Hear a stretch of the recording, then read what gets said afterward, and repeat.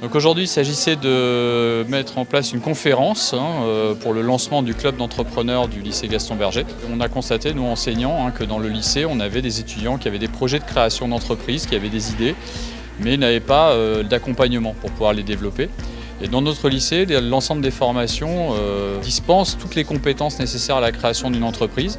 Donc nous avons décidé de constituer le club pour mettre en synergie tous ces éléments. Pour nous, c'était important de mettre en place des modalités de sélection, puisqu'on veut au total recruter 12 adhérents maximum dans le club. Et c'est vrai que le fait de créer des clubs, ça va permettre d'être encore plus proche de leurs attentes. Le club proposera 2 permanences, une le mardi midi et une autre le jeudi midi. Ce qui était important pour moi, c'était pouvoir témoigner finalement devant ces futurs entrepreneurs pour 2 raisons. La première, c'est que j'étais à leur place il y a quelques années, donc c'est leur montrer que c'est possible.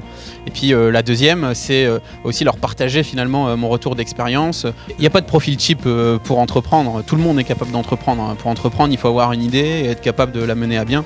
Donc ce qui est important et ce qu'il faut retenir, je pense, et c'est un peu ce que je disais lors de la conférence, c'est l'endurance de la motivation. Il faut croire en son projet, il faut aller à fond, pas écouter ce qu'on dit, mais surtout se dire on est tous faits pour faire quelque chose, on va réussir et en effet on pourra redoubler 1 fois, 2 fois, 3 fois, 4 fois. Le but c'est qu'une fois qu'on a trouvé sa vie, c'est sûr et certain, on va y arriver et on va pouvoir performer. On peut être accompagné en étant jeune, et puis ça permet aussi d'avoir une certaine visibilité, comme on peut le voir actuellement, de développer sa notoriété, mais aussi d'être rassuré d'un autre côté et d'être vraiment accompagné dans la réussite. Alors est-ce que rêver c'est possible? Oui, bien évidemment.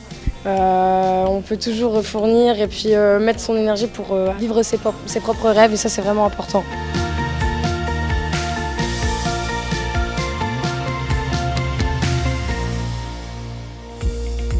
Le témoignage de Yacine sur les brevets, ça m'a beaucoup apporté ce témoignage-là et aussi le fait que j'ai pu aussi me retrouver dans leurs idées.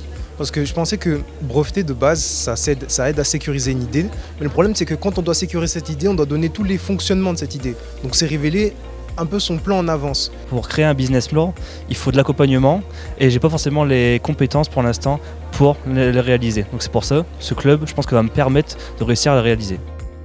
Les valeurs que le club entrepreneuriat veut fédérer, c'est essentiellement l'esprit d'équipe, la coopération, l'entraide et la bienveillance entre les partenaires, donc les enseignants et les futurs entrepreneurs, j'espère.